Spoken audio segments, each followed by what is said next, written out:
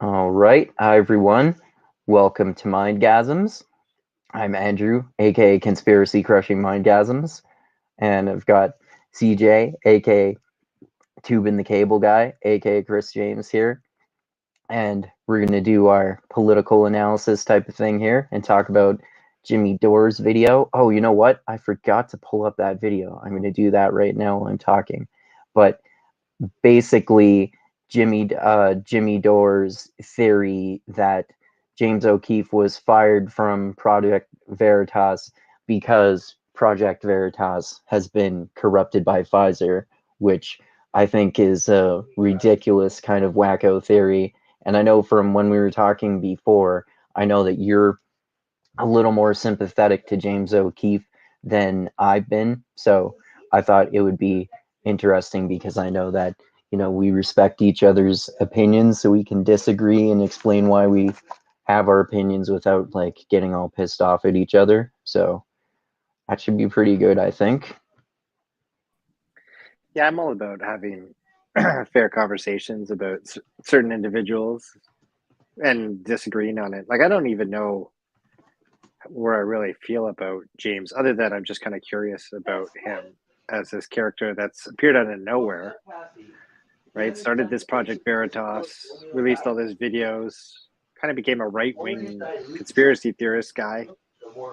And now he's not in Project Veritas, and now he's back on his own again. So I'm more, like everybody. I'm a fan of some things that they do, and a fan of not other things that they do. But with James, for me, it was more or less like, what's going on here with this guy, and why does he care so much? Is it a money thing? Is it does he work for a government? Because his style of journalism isn't like anybody else's. It's more like he tracks you. Yeah, it's like some sort of undercover expose shit, which is one of the reasons that some people criticize him, because he kind of somewhat tricks people into admitting things that they wouldn't otherwise, and then they get in trouble. Or sometimes he takes that footage and then he selectively edits it to totally misinterpret what someone says. But yeah, I guess I'm not totally against him because, for example, like you said, there was that, I think it was leaked video through Project Veritas that you mentioned when we briefly discussed this with Dusty before. That video with Amy Robach talking about how they had the Jeffrey Epstein story years earlier, but the network didn't want them to talk about it because there were too many, supposedly, possibly because there were too many powerful people connected to him. Yeah. I just finished listening to Russell Brand was on Joe Rogan's podcast today, and they were talking. Oh yeah, I haven't heard that yet. They were talking about that a little bit because Alex Jones apparently told Joe way back in the day about Epstein Island, even before it was in the mainstream. So, yeah, that's one thing. That's one of the few things that Alex Jones sort of got right, but he also adds his own like wacko conspiracy theory element to it, where he's like, the people connected to Jeffrey Epstein are also interdimensional child molesters who are shape-shifting lizards and are taking their directions from interdimensional aliens, and they raise babies from birth to be leaders, and they also drink dead babies' blood to preserve their lives. Like, there's a whole bunch of attached kind of bullshit with that. Yeah, for sure. So, like anything with Alex Jones or anybody in general these days, even people that are, elite credited mainstream journalists, out of the 90% of bullshit that they talk about, you got to take that sliver out of there that actually reigns true, right? So for Alex, it's all that nonsense. But what reigns true there is that there was an island where people were going. Yeah, like there was literally a pedophile island. He was right about that, and that sounds fucking crazy, but it's actually true. Yeah. Well, yeah, something's going on there. Who knows, right? This guy was like, he was murdered, or he was suicidal or whatever.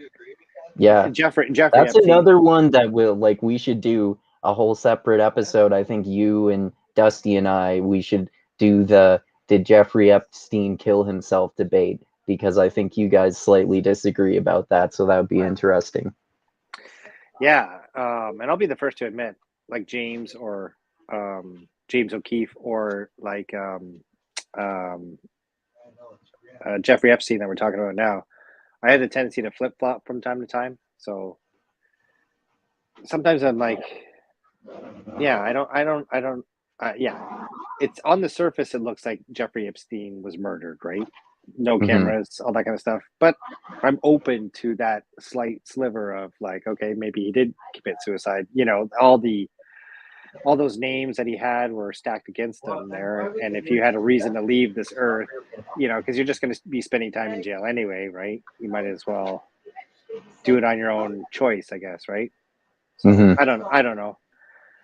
I just Yeah, I mean I think it's possible that Epstein was murdered in some way. Um, I think he either he was murdered, or he did receive some sort of information on the phone that made him so scared that he killed himself to avoid what might happen if he didn't kill himself. That's entirely possible too. But I mean, I don't know which one of those it would be in. Um, they're similar to a lot of conspiracy theories. There are just a lot of suspicious things that happen and unanswered questions, and really, ultimately, like with most conspiracy theories, we don't actually ultimately know the answers. But this one seems more fishy than by a lot than a lot of them do to me.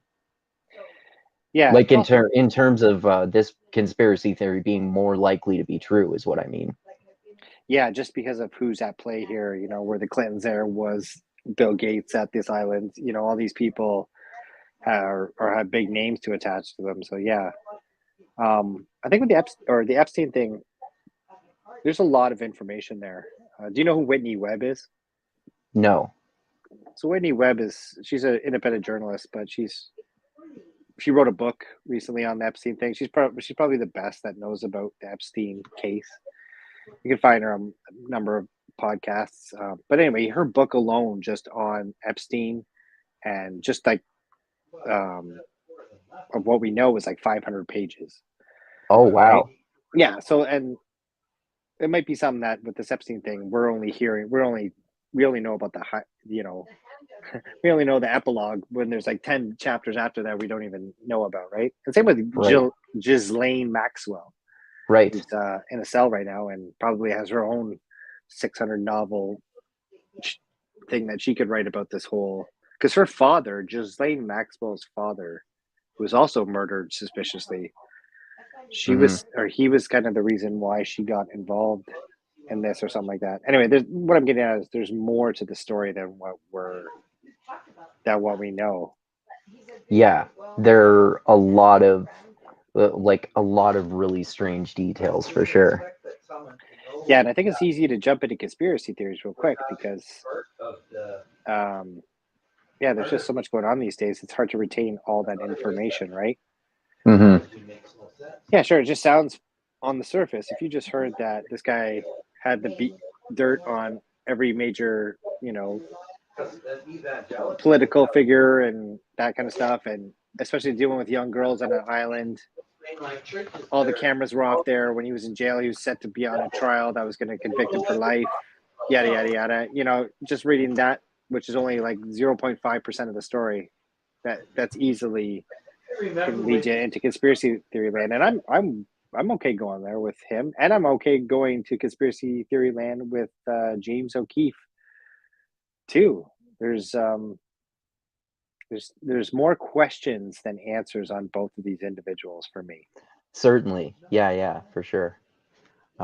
Anyway, do you want to start watching this Jimmy Dore video here and commenting on it? I guess we should explain. Most people watching this probably know that we're talking about, Jimmy Dore is this progressive political commentator guy who goes on a lot of angry rants, and some super lefty people I follow, like Ben Burgess, who I've talked to before, think he's like kind of just grifting for supporting right wingers by always only criticizing left wingers mostly. I disagree with that. I think he is actually just super progressive to the point that he hates liberals because they're too moderate for him. And I think somewhat, I do agree, he somewhat falsely sees like right wingers as being like anti-war and populist or something like that. But he's talking about James O'Keefe getting fired, and obviously we talked about him a little bit. He's basically this quote unquote journalist for this quote unquote journalist organization, Project Veritas, and this is about his theory because we obviously we know that recently James O'Keefe was fired or put on paid leave or something like that from Project Veritas. Um, and his Jimmy Dore's kind of like, to me, wacko conspiracy theory is that the reason this happened right after he did this sort of expose journalism on this guy that supposedly worked for Pfizer is because he seems to be saying it's because Pfizer has been corrupted or is controlled, or I mean, Project Veritas is corrupted or controlled by Pfizer, and this is connected to his like extreme anti-vaxxer like vaccine hesitancy stuff, which I'm like, I think as we talked about before, people on both sides of this debate get too hardcore. Like there are these people saying that there are like microchips in them, or like ivermectin, it will cure you from COVID or something like that. And then there are other people who are like, Fauci is a god. You should get 18 million vaccinations, even if you're a 4-year-old kid, and that sort of shit. But I think that a lot of what Jimmy Dore says, and like people like Brett Weinstein too, as I pointed out before, is that they don't like the preponderance of studies and like proper studies and peer-reviewed replicated studies and proper like scientific work shows it points in different directions from what they do in terms of the Decepticons, aka the virus, which I started calling because Dusty called it that once. And there is that censorship aspect with the Decepticons, because I told you that the one podcast that you and I did a while ago about this subject got deleted from my channel because we were like basically criticizing conspiracy theories about vaccines, and like you couldn't even discuss that. Anyway, that was a long rambling explanation for that. No, there. it's good that you reminded me that, because I often talk without a filter. So, and I forgot that, yeah, YouTube is going to, well, the algorithm would go through and filter my voice for anything talking about Decepticons or stuff like that. So, yeah. Yeah, exactly. All right, so yeah, I will screen share this here and then start the video. And yeah, just ask me to pause if you want to comment on anything, and otherwise, obviously, you can comment when I pause it too. Yeah, this is actually, I haven't seen this video. I don't know. Okay. I follow Jimmy Dore on YouTube, so I do watch his clips from time to time. I just don't. He's got so many clips, I don't watch them all. He's got weird times that he's on, so I don't. Yeah. Yeah. Like I said, I'm not as much like I used to be more of a fan of his, and I'm not as much anymore. So I don't watch as much of his videos as I used to, but I do watch them every once in a while if they're even interesting takes like this, like one that I think is kind of like strange and pretty crazy, but also kind of like interesting because it's so strange and crazy. But yeah, anyway, I will start this here. Oh, I went too far ahead. James O'Keefe. So he did the big thing where they got the guy from Pfizer to admit every horrible thing you could ever imagine. Well, he was just trying to impress a guy to get laid. He's just trying to get laid. He's trying to get a look. Well, now Project Veritas is trying to get rid of him, James O'Keefe, for doing that. What a weird timing. Yeah, and it is like some kind of ambush. I was watching some about it. He doesn't like, there's a board or something on his company. Yeah, well, we're getting into it here. So here's the if you Google James O'Keefe, these are the stories that come up. New York Magazine, James O'Keefe is on paid leave Then they're straight up Democratic. James O'Keefe outright cruel to Project Veritas employees, says internal memo. What's the Snopes thing? Snopes, did Project Veritas, James O'Keefe star in a production of Oklahoma? Is this? I don't know if you heard about that part, but there's apparently this thing that happened where I think, if I'm remembering correctly, James O'Keefe made it mandatory that some of the employees at Project Veritas had to go and see him in some play, which I think was his production of Oklahoma or something like that. No, I never heard that, but that's yeah, It's pretty funny. that is pretty funny. The tape was so embarrassing that his company had to put him on paid leave. This is News Nation. Project Veritas founder allegedly outright cruel to employees. So they're immediately. It's immediate. They come after him, and so this is I think from today.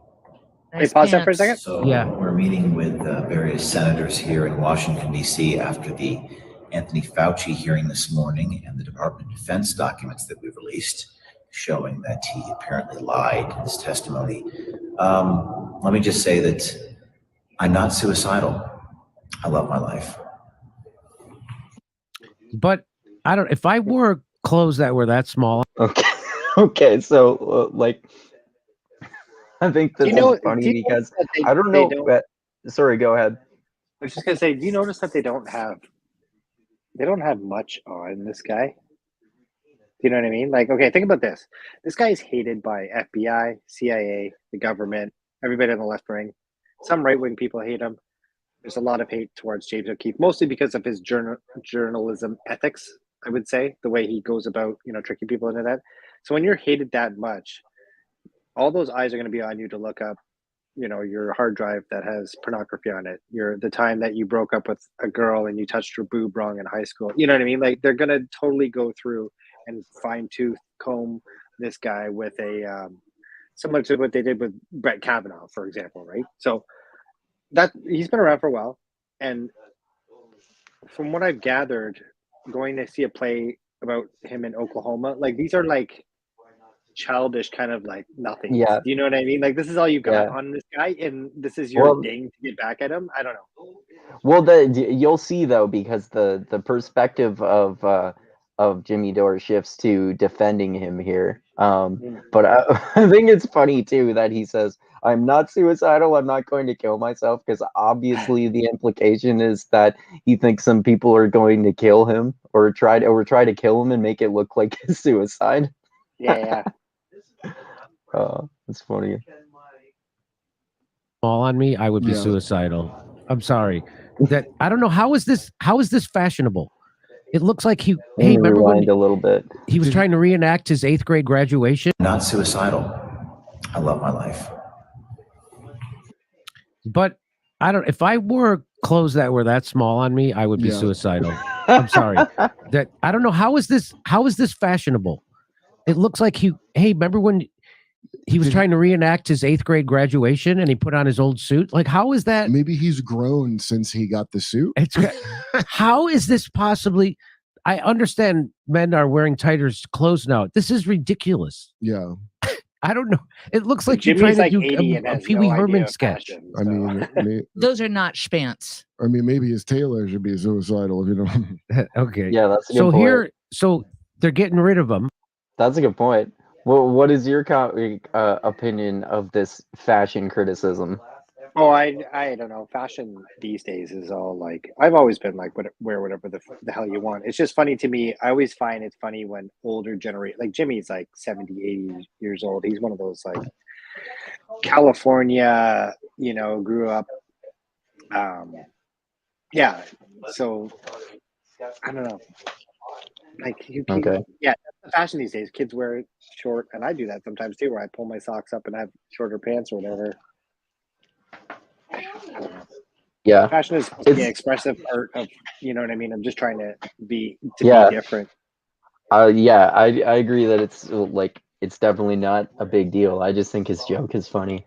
Yeah, coming from a guy who's wearing like 2 teal shirts on Yeah, he wears like Hawaiian shirts a lot of the time too. Yeah. Yeah. Side note, I do like Kurt Metzger. I forgot he was on this program from time to time, but he's a comedian and he's done some pretty good stand-ups. Yeah, I haven't seen that much of him. I've only seen him on Jimmy Dore's show, I'm pretty sure. I think he's been on Rogan too, if I'm not mistaken. Oh, okay. Anyway. Yeah, I should check that out if I haven't seen it. Yeah, anyway, we'll get back to it here. Right? They're trying to get rid of him at Project Veritas. I wonder why. I wonder how many billions of dollars Big Pharma threw at them. Yeah, somebody was real mad about that. They got to make an example out of him. That's what this is. Just like they anyway. So here, this guy did it. This guy Swig. Apparently, he's in the know. Okay. And he's got a source on the inside. And he says, Thread, a whistleblower has contacted me about the news that James O'Keefe was put on leave and stripped of all authority at Project Veritas. This is difficult for me to publish. As a staunch supporter of Project Veritas for years and even a VIP at their events. So this guy's on the inside, huh? He says, but what is happening to James O'Keefe is unconscionable. And the attempted hostile takeover of Project Veritas needs to be stood against by its supporters. I don't know if that's the right syntax. That stood. This will not stood. This will not stood. Which side did you stood on?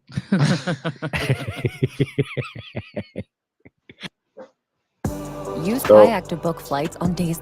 Oh, stupid ad. So, like, there's supposedly being this takeover of Project Veritas. Taken my family generation. I'm still. What do you think about this supposed takeover of Project Veritas? Yeah, I can go different angles on this. I mean, on the surface, it seems like he was just like fired. But the weird thing is that I think Project Veritas, he started Project Veritas, right? Like, I always thought it was him. Like, there's one that's what some people have been saying. Like, I bet you probably also saw Tim Pool and other people saying this phrase. He's the face of Project Veritas. Yeah, it turns out that he went to like two financial backers and they started Project Veritas together. So he had two people that were pretty much helping him finance it. But I think what happened is, and I'm just like, again, just slightly paying attention to James, but not really going into all this stuff. I think what happened is he started off at one person at Project Veritas. And then obviously he broke a story, and then he got 2-3 people, and then, a whole bunch of reporters, and he built this hierarchy. He was still at the top the whole time. This Pfizer thing comes out, and then now where Project Veritas used to be just him before, maybe 3 people, it was now 30 people, and they had a board and something, because Project Veritas has now been around for about 5, 6, 7 years now, right? So after that length of time, you build up more employees, become more popular, you get sponsors, you get an HR department, whatever, right? And as that progressed, and as the Pfizer thing went on, that I think they got together and ousted him. Now I'm willing to even go super. Like, why would they do that? Why would they get rid of James O'Keefe? Yeah. Isn't it kind of like against their interest? Because he's basically the popularizer of it, we can say, of Project Veritas. Yeah, fair question. Actually, that's the question of this whole podcast, I think, is why would they get rid of him, right? Mm-hmm. You could say, I mean, like, who knows? Maybe he's playing some kind of 3D chess, and he's paying all those employees to fire him so that he could carry on this story longer and make it look like it's a huge deal. And you know what I mean? Now, because now the story isn't just about this guy caught Pfizer. Now the story is that plus him getting fired from Project Veritas, right? So there's 2 things there instead of 1. Yeah. Right. And these days, if you want to carry a story for a lengthy period of time or have it significant or relevant at all, you gotta like have multiple punches. And even the way he's released the story on Twitter is like, oh, big information dropping tomorrow, big information dropping tomorrow. These tweets were like, a week or 2 apart. So, hey, I'll go full tinfoil hat here and say maybe he's playing some kind of 3D chess move and told everybody to fire him on purpose, and maybe he's going to go off and start something new. Yeah, I think we were saying before when we briefly mentioned this with Dusty that like I definitely wouldn't be surprised at all if either way he starts his own Substack or YouTube channel or something like that sometime soon, and it's really popular because he's really famous already. Yeah, this isn't the last we heard of James O'Keefe, right? Like, Yeah, it's I not like like, the way you said that. This isn't the last we've heard of James yeah. O'Keefe. I mean, if they wanted to, they could totally Stefan Molyneux this guy if they wanted to, right? Yeah. But he's still doing interviews. Yeah, he still hasn't been canceled. You're right. He could start a Twitter account or an Instagram account and be back up and running under Veritas Project if you wanted to or something. You know what I mean? Like, so yeah, whether it was Pfizer that got involved in Project Veritas, who knows? Maybe the two people that were funding and backing him felt threatened by this, because the Pfizer story for him is the biggest story that he's leaked so far. Oh, you think so? What other story would beat that? I mean, I don't even know, like, to be honest, I don't even remember that many of the specific stories he's been responsible for.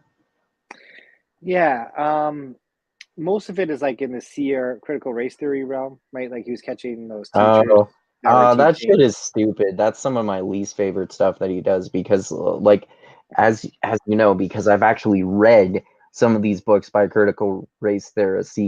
Like all these people like him and James Lindsay in particular, and sometimes Jordan Peterson, really get all of this shit totally wrong and basically conflate critical race theory with anti-racism, and anti-racism is the way worse shit. It's like Michelle Alexander white fragility shit and Ibram X Kennedy and Ta-Nehisi Coates, and that's like the anti-racist like ideological bullshit. And some critical race theorists, like probably the majority of them, disagree with that kind of radical wacko approach to it. So and he was like, he did a few of that, but he said journalists after, like New York Times journalists and CNN producers and Fox producers, like anybody that found a story that he could turn it as a whistleblower. Do you know what I mean? Because that's ultimately was his thing, was finding these whistleblowers that were letting out information that they weren't supposed to, but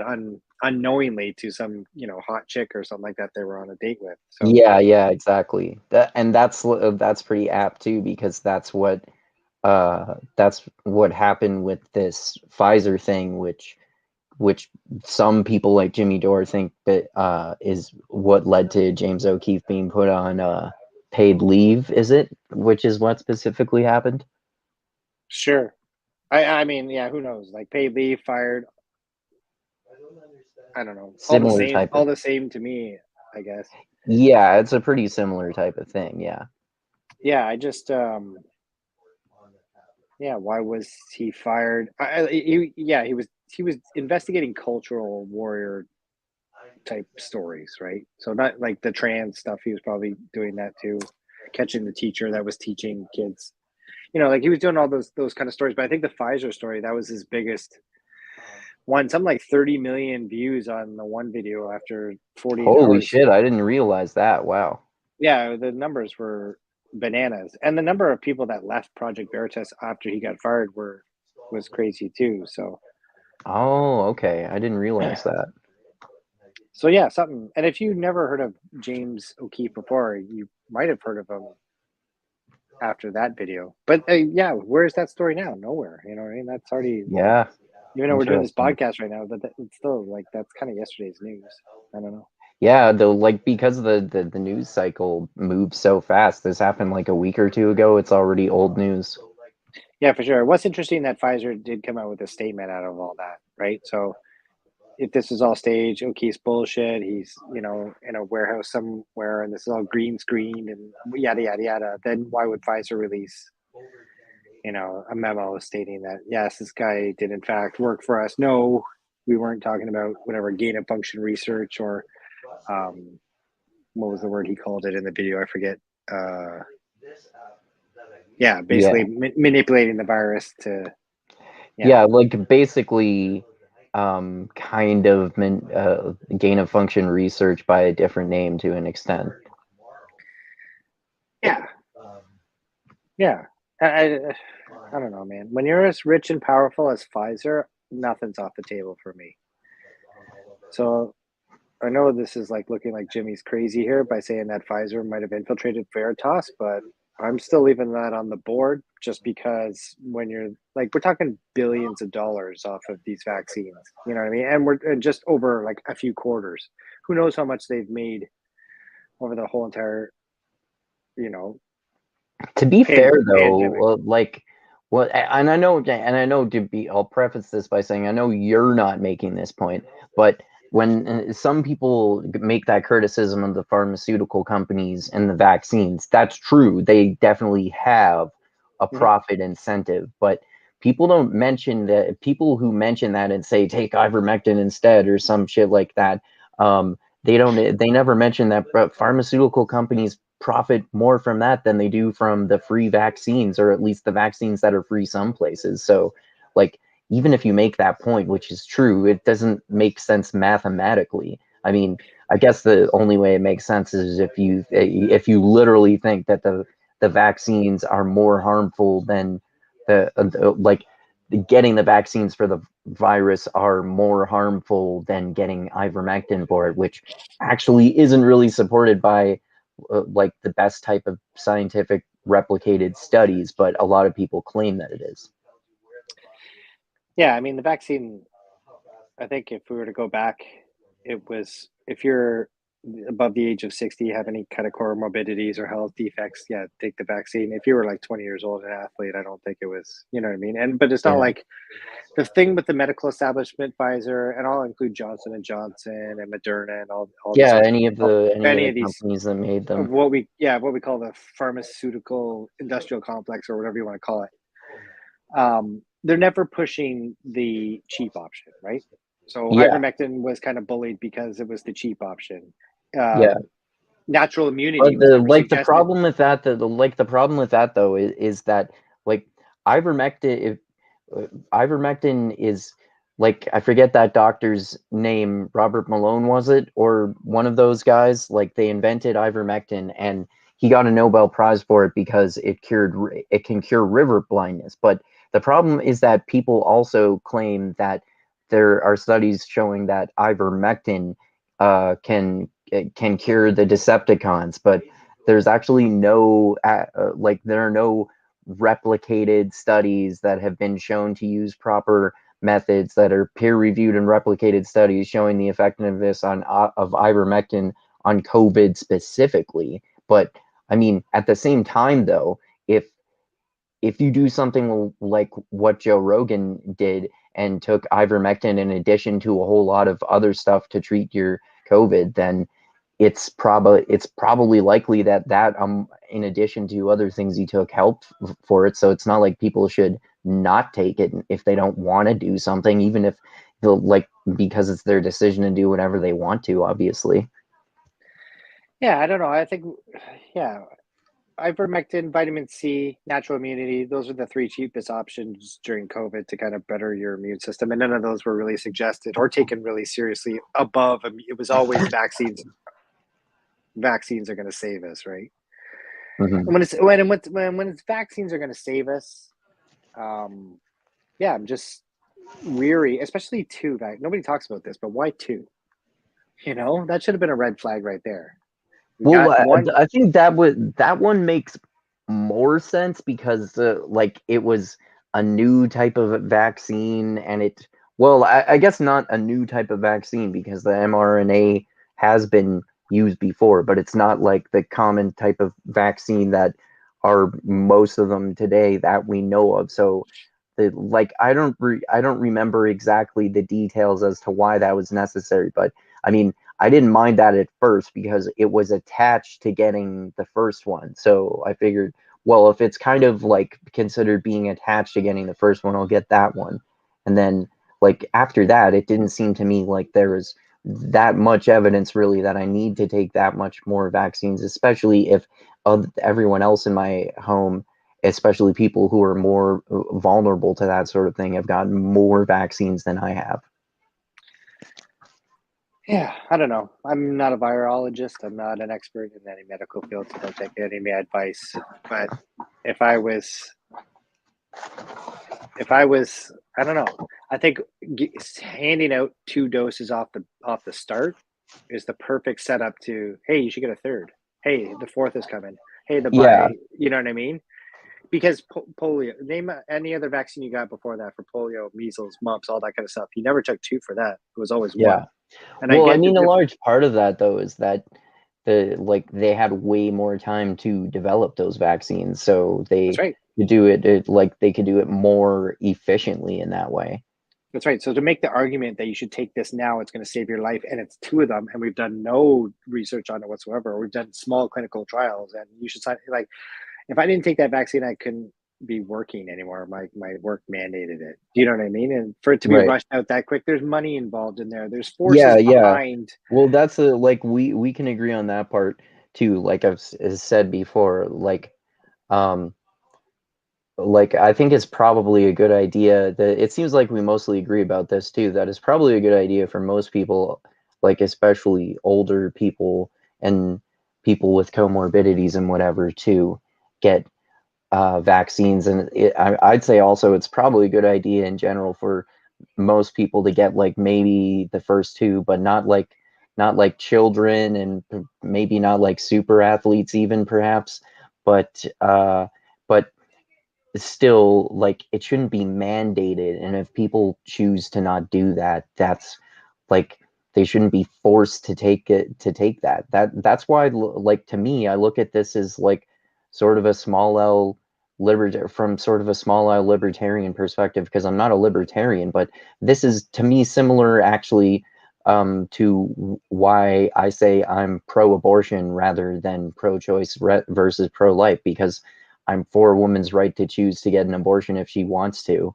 And in the same way, I'm for a person's right to choose whether they want to get a vaccine or not, even if it's in their best, even if it actually is 100% in everyone's best medical interest to get every single vaccine, even if that were the case. Like, I think it should still be people's choice, unless it were some, like, I guess, though, to be fair, there would perhaps be some point if there were a disease that kills like 90% of people or something, maybe then I would say maybe it should be mandatory. But I don't know, like, these issues are difficult to figure out, right?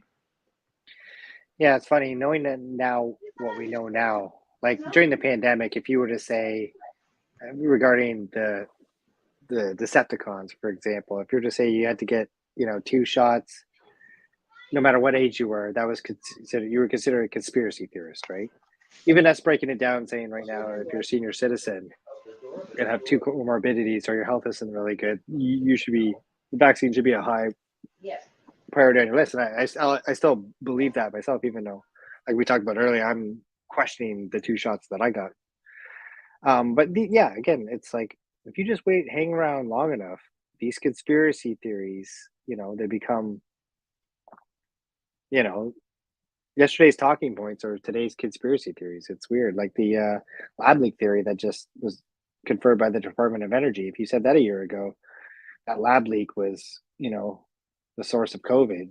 You I were think that, probably that now you mention it, I think that might be like the podcast in which we discussed that. I think that might be the one that got deleted when we were talking about it, even though we were like, I think at the time we didn't know what actually had happened, so we were just kind of like speculating about it and wondering about what might have happened, and whether it was leaked from a lab or whether it was from a bat, and which one it might possibly be, but we couldn't even talk about that. yeah, masks include that in the mix too, right? That was, Oh yeah, for sure. I don't know. With a company like Pfizer, so Pfizer's able. Remember, it wasn't mandated. I remember it was like, yeah, you could. It was your choice if you wanted to get vaccinated or not. And then it quickly became mandated, and not just in the United States, but here in Canada and in Britain and most westernized countries like that. I don't think it became mandated in that many places though. Like if I remember correctly, it's similar to the way in the US as it is in Canada. And I'm pretty sure in both places it's that, some companies have mandated that for that employees, but there's no government mandate. And there's like all there are well, actually this doesn't happen anymore for basically anywhere either, but there was mandatory masking in public places before, but there were never government mandates for vaccines. Yeah, you're right. Totally my bad. I misspoke there. What I meant to say was that corporations or people that you work for were mandated it, not the government. So yeah, you're right. Yeah, yeah. So it was very. They made it very difficult. What I'm Yeah. ultimately getting at, they made it very difficult for you if you didn't get jabbed to, be employed or be a predominant member of society, right? Yeah. Well, And I think and this is why you're making me think about how even though there were only 2 vaccines at the time, and so I had taken all of the vaccines which were available at the time. I went to go to the pool with my friend like I do every once in a while, and they wouldn't let you in without like the so-called vaccine passport, like proof of vaccination. They wouldn't let you go into the pool. yeah, same with And like restaurants. You had to get up at Bax Pass in order to even eat at restaurants. yeah, So like that's the sort of thing that like I bet I agree with you on this too, that even business is doing that, I don't really agree with that either. But at the same time, I mean, it's not like my choice, obviously, and it's less of a problem to me if businesses do that than it is if the government decides to do that. yeah, I just wonder where the power. I'm really curious in the power structures, right? So I'm wondering where this there's power involvement there with Pfizer, just throwing it out into the ether to be not like I was saying before mandated, but they made it very difficult for you to go throughout life without having vaccinations. You couldn't go to a restaurant, you couldn't work, yada yada yada. So no, even though they didn't make it mandated, they made everything else surrounding that really difficult. Yeah. I mean, there's the health establishment that's also involved in that. You also have local law enforcement, police. There's lots of communities that are, at play here. But I think What do you mean, like what's happening with police? well, they would be the ones enforcing it, right? So Oh, if okay. let's say Well, I mean, other than the few examples that you heard about from YouTubers that are probably the same ones I'm thinking of, did you like where you live? Did you hear about any examples of cops going around like stopping New Year's or Thanksgiving celebrations because there are too many people there? Because I don't think that happened a lot here, and I know of a lot of people who violated those limits on the number of people you're supposed to have in public gatherings. yeah, I can't think of anything off the top of my head. I do remember hearing stories of showing up at houses, but who knows? Did they get fined? Did the cops actually do anything? Who knows? But there's somebody in order for the cops to get to that point, right? The health establishment, that power structure is started somewhere, and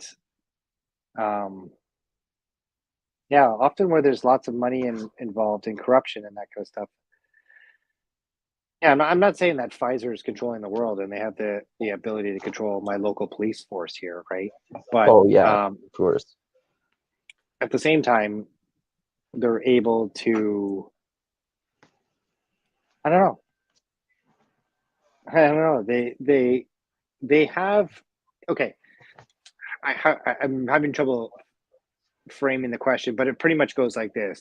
Do you think that Pfizer has power in other places or able to move the needle in other places other than the health establishment?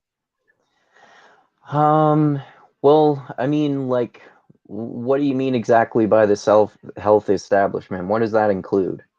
So that would include like the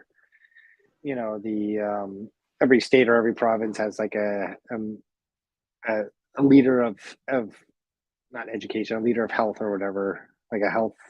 I forget what the name is, and every state and province has probably got a different term for it. But there's somebody in charge of your health establishment for every province and state, and they pretty much were all under the same guise, unless you were like in Florida or Texas, right? All those states and all those provinces were all, like here in Ontario, Doug Ford I don't And all know, those, man. Like, I think it really depends on the province. Like, I've thought of this before a lot too, because where where I am here in Alberta, there are a lot of really conservative politicians because I'm in like a redneck province. No offense to rednecks, because I have no problems with rednecks specifically. for It's sure. true, but there are a lot of people here who are like really good, like vaccine hesitant and all that sort of stuff, and a lot of just people too. Yeah. Yeah, I'm sure you're gonna find. Although I like vaccine hesitant. What does that even mean now? You Well, know what I mean?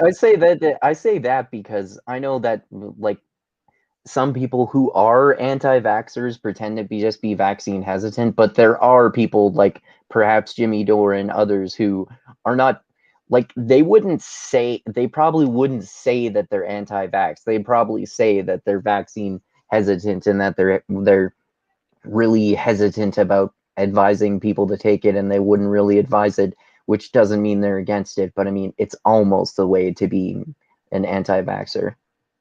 Yeah, I just for the anti-vax like umbrella, that umbrella gained a huge population, right? Like before the pandemic, if you were an anti-vaxxer, what were you? You were somebody that didn't take the polio vax or somebody that didn't Yeah. take the measles or whatever, right? That's an interesting aspect of this too, because that's how it switched from some like hippie granola thing to be an anti-vaxxer to being some like uber hardcore right winger thing to be an Yeah. anti-vaxxer. I think the anti-vax is a label now for like somebody that is like anti against the establishment narrative, right? Because there was a lot of people that went to the trucker protest that were labeled as anti-vax, but they were actually Yeah, yeah. vaccinated there, Well, right? And I wouldn't even, that's why too, like, even though I would say I'm fairly pro-vaccine, I'm more pro-vaccine. I'm definitely not anti-vaccine.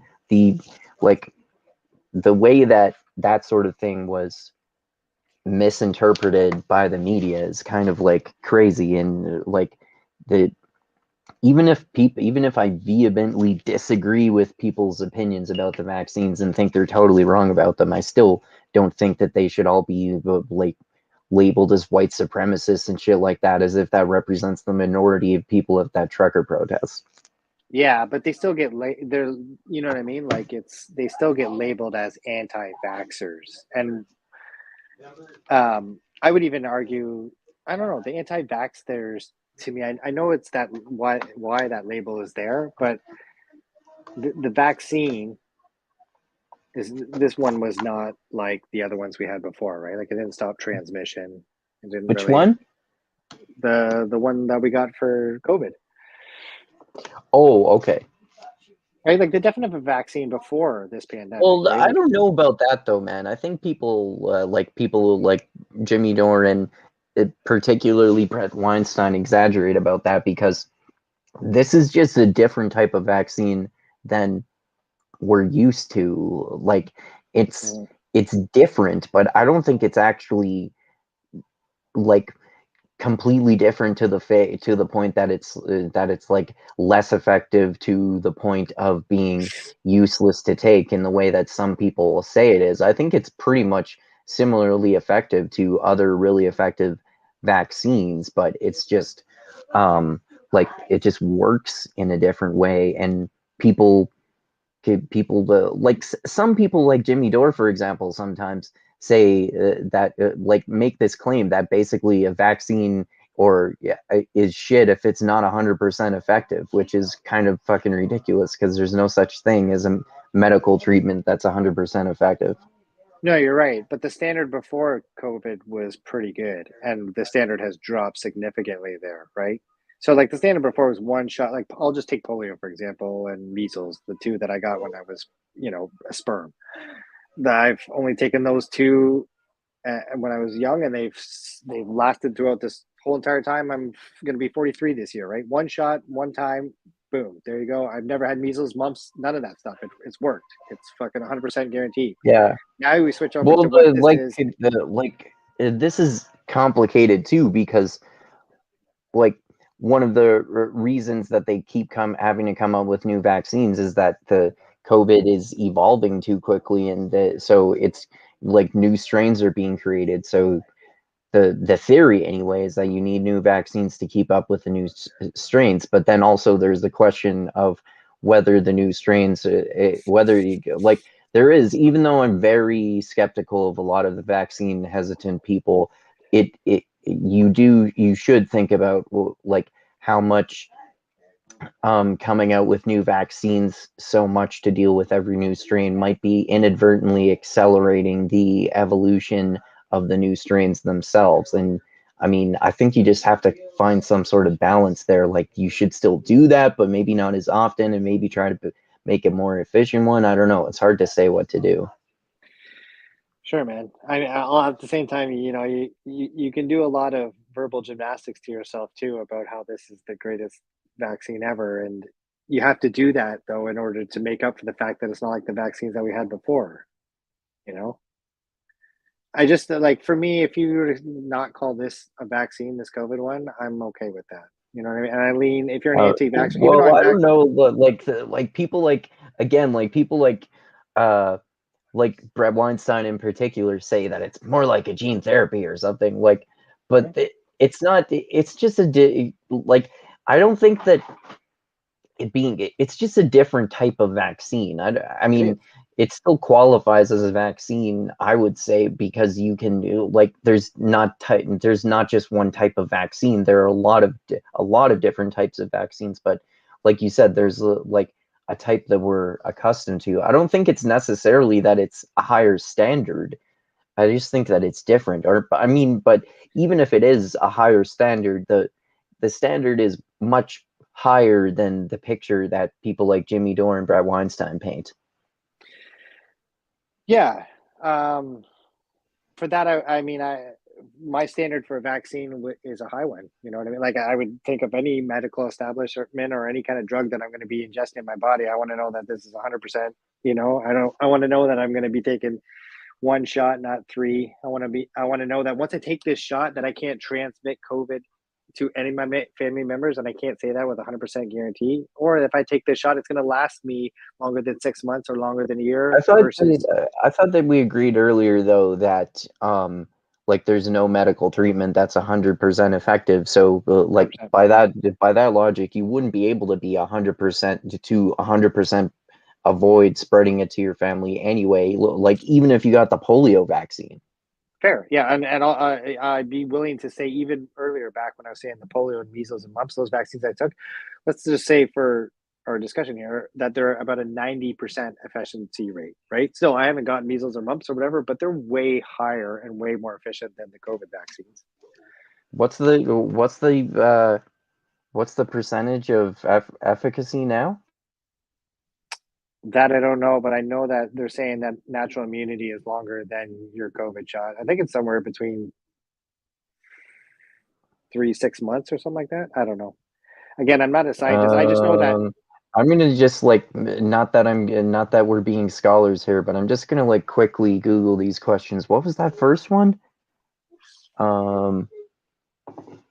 Before you said natural immunity.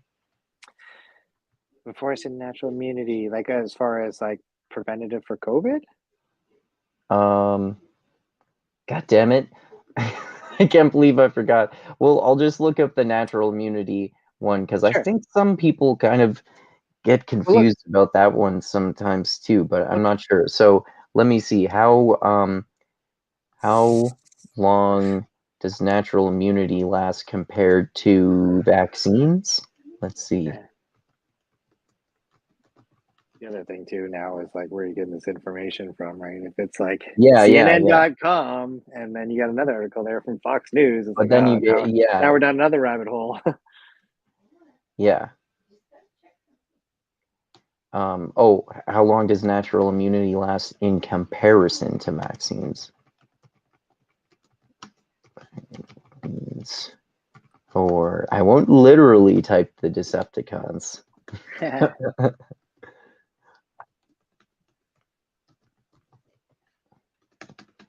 Not invoked.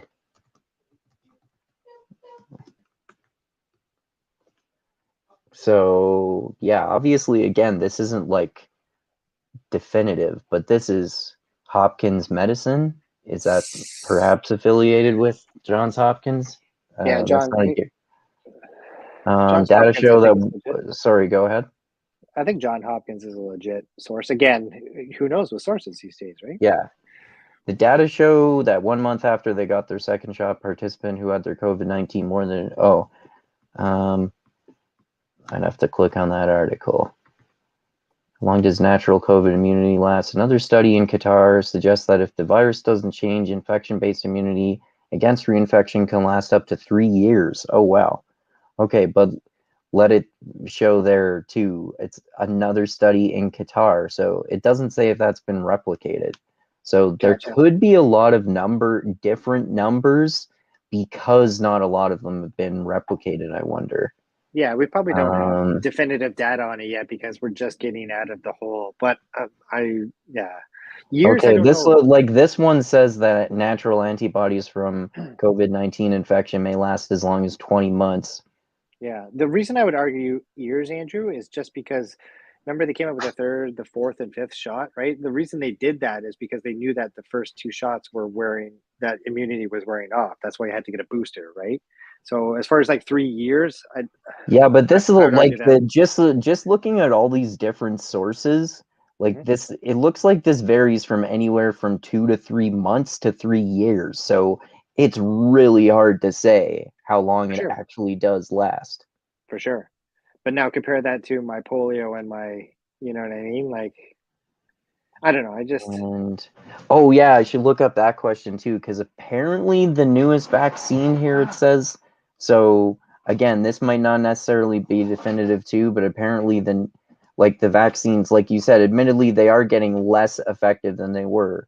They were more like 90% effective at first, but apparently, and like I said, this might not be a definitive number. Apparently, it's like 50% effective at preventing the newest strain now. So should look up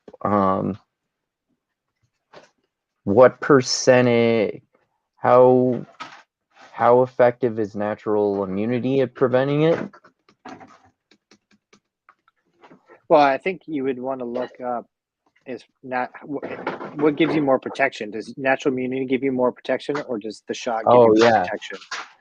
And I think that it's natural. Again, I'm not a doctor. I would say that natural immunity would give you longer protection, but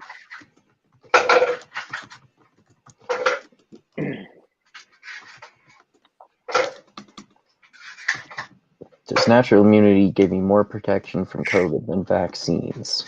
There's a bunch of other things that are curious too, right? Like in UK right now, if you're under 50, they're not recommending you get a shot at all. Why are they doing that? Why? So this is interesting here. This is also from Hopkins Media. A mild case of an illness may not result in strong natural immunity. New studies show that natural immunity to the coronavirus weakens over time and does so faster than immunity provided by COVID-19 vaccinations.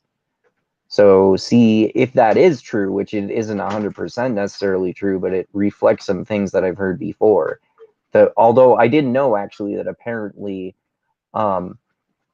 it seems like you only gain natural immunity if you have a strong case of the Decepticons. So you wouldn't necessarily actually get natural immunity if you only have a weak case of the virus.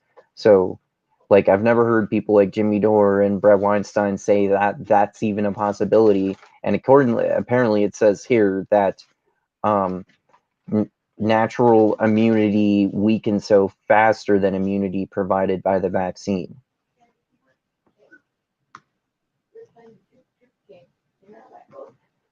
Yeah, I don't know. They're probably one is longer than the other, but it's probably, you know what I mean, the same. And then there's another one here. This is NBC though. So actually, this is interesting that NBC would say this. According to NBC, natural immunity acquired from COVID infection may protect as well as against severe illness and vaccines.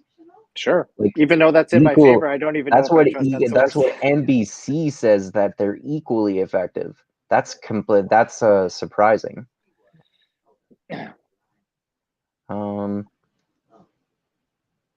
Okay, this one from the Lancet that it seems relatively reputable that I've seen before, says although natural infection was associated with stronger protection, vaccination remains the safest and most optimal tool for protection. What does that mean?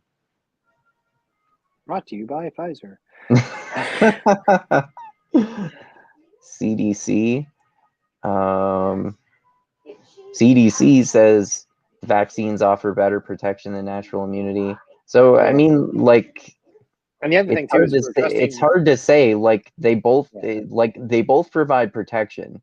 So I mean, I guess another reason to get vaccinated would be on the off chance that you only get a weak case of the Decepticons, you might not actually get natural immunity from it. So it might make more sense to get at least the first two vaccines anyway, just in case you don't get natural immunity if you do get it. Yeah. COVID's not going away though. This is my argument. There is going to be okay. That's fine for, let's say I'll give you the 3 years, right? So every 3 years you're going to have to go back and get another COVID shot. Eventually, at some point, you're going to have to kick over to natural immunity because this shot doesn't last you for, back to my other point, measles and mumps, 43 years like I am right now. So if that's not the case, but I mean, also like if to me, at least the first two vaccines in particular, like most people, with most people, it would just boost the natural immunity that you might get if you do get the virus. So if you get vaccinated and then you get the virus, then it can help you get less severe symptoms from it and prevent you from getting hospitalized and dying from it in particular. And then after that, your natural immunity will be even stronger than it would have been had you not gotten vaccinated. That's totally plausible. Again, I think we're stretching the definition of vaccination, which is okay because they changed the definition of vaccination, right? It used to be before you took like a vaccine before, COVID started was, what was a vaccine to you before COVID? Like if you took the polio shot, right? You didn't think you were getting polio again in 3 years. Oh yeah, of course. Yeah. Well, I mean, this is another reason too. I mean, because the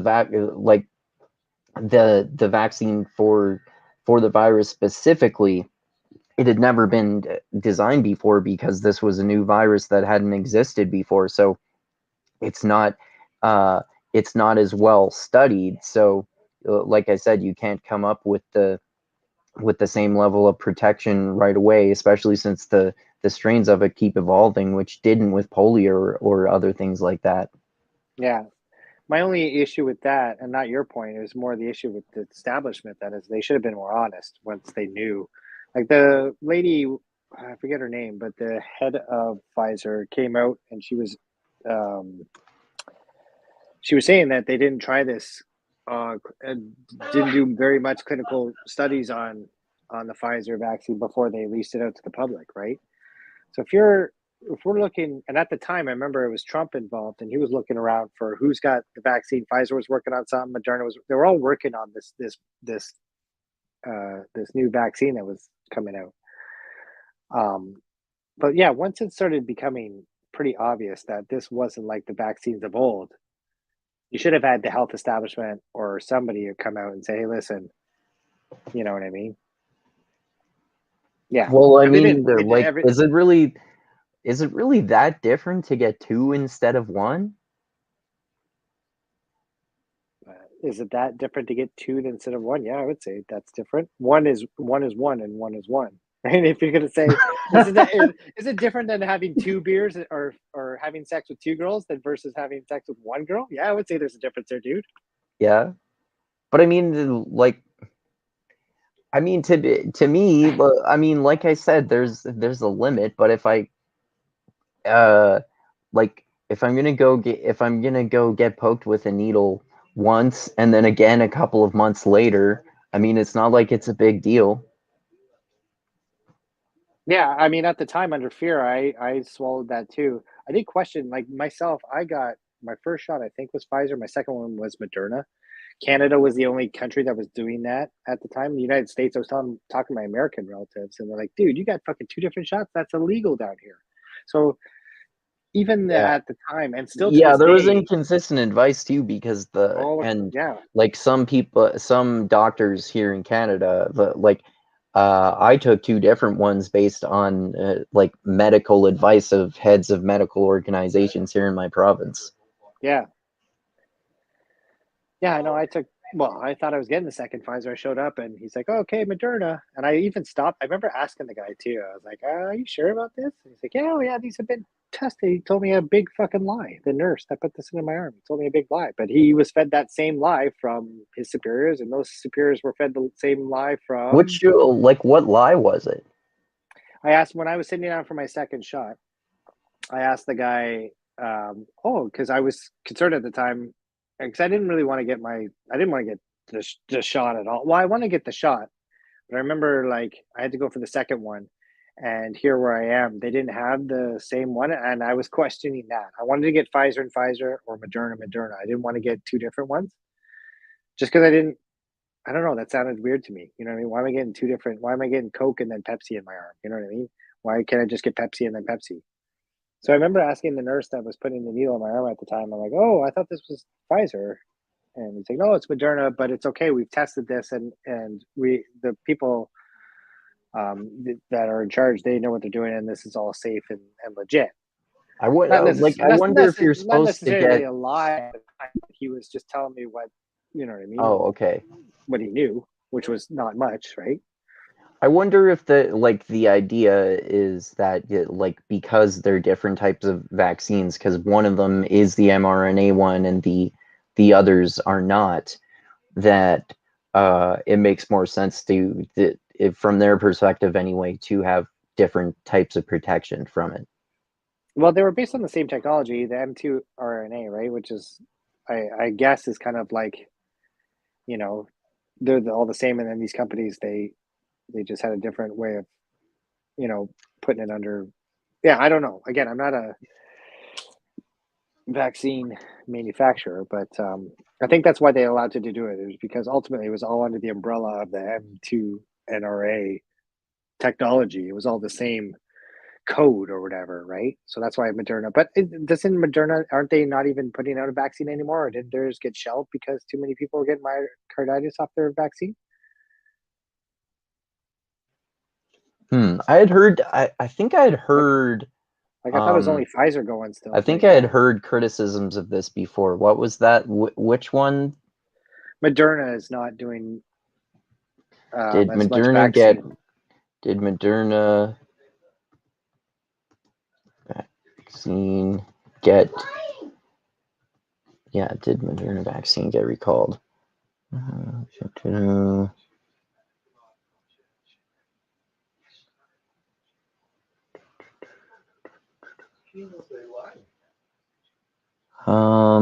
apparently apparently the Moderna one did get recalled.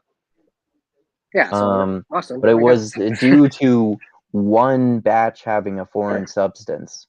Oh, okay. So that means that there was it's not in all of the vaccines. It sounds like it's not something that's supposed to be in there. No, but I think they lost their seat at the table due to that, though, because I don't think they haven't heard Moderna in a while. At least I haven't. Yeah, it seems like it's still a fuck up, but a smaller fuck up than the way that people like Jimmy Dore and Brett Weinstein would make it seem. Mm-hmm. Like it's the again, like neither of us are experts, but it sounds like maybe it's not part of the design of the vaccine, because it says a foreign substance was found in a batch. So it was an improperly designed batch of the vaccine. Yeah. From what somebody was saying today that Pfizer's got a new vaccine that's coming out. Pfizer is still coming out with new vaccines to fight the new variants that are coming out now, whereas Moderna, you know what I mean? I don't think they're. Yeah, I don't know. I don't know. Sorry, I forgot I had myself muted. Yeah, I don't know either. So yeah, kind of totally got basically into a bigger discussion and got off topic of the video. Do you want to try to more quickly get through the rest of this here? Yeah, sure. All right. We did basically talk about most of the relevant details to the whole broader issue. I think you're right. Studying with Project Veritas. So anyway, he says James is a bit of a victim of poor corporate structure, as Project Veritas is two separate organizations, a 501c3, which I think that's a charity, which has a very few board members. No, I don't know what it is. And the majority of the money, and the 501c4, which had significantly more board members, but less money. So according to my source, the situation has allowed two alleged, I can't read this today. Alleged ringleaders of this attempt? Yes. Two alleged ringleaders of this attempt to push James out to have significant sway over the others, despite their reasons to be essentially meritless. Yeah. Okay, here we go. More. He says board members and C-suite officers. What does that mean, C-suite? Board members and C-suite officers involved in this, according to my sources, are as follows. Board members, Matty Tymerand Ringley, he's the ringleader, Matt Tyremand or whatever. John Garvey, George Skakel, Joseph Barton, not the congressman, and Steve Alembic. And then the CFO, Tom O'Hara, and COO, Barry Hinckley, ringleader pronouns in his bio. That's what it's. Oh, there he is. Yeah, obviously. No. And I'll bet he's like he's at Project Veritas, and he has this. That's he's on their board for some reason. It is a bad board. Why would you let your thing be like that? Fuck? Well, I guess you found out the hard way. The right wing corporate thing is also C-suite means high ranking. What's like TYT has billionaire representatives on their board. They have a board. This is what happens when you have a board. Source: the board held a 6.5-hour struggle session. Whoa, that sounds. Watch your mouth. See, you got to go to sexual harassment for that. They held a half-hour struggle session versus James, where they subjected him to constant derision and insults at the insistence of Tyrmand, O'Hara, and Hinckley. About 10 employees aired their grievances about James, which essentially boiled down to him being a tough boss to work for. At the end of the 6-hour struggle session, I never heard that term before. It's what they did in China during the Cultural Revolution. That was their term for it. Oh, really? All the kids would, basically cancel you, but you crawl around like a dog and they'd insult you. No kidding. Everybody would come out and say all the bad things about. We have them now. So Tyreman and fellow board member John Garvey put him on leave and stripped him of all of his authority after they did that. That guy that said seasoned veteran or whatever, I don't know if he's a vet, if that meant he's a literal veteran, but it reminds me very much of the guy from Independent American when I looked up who he is. Yes.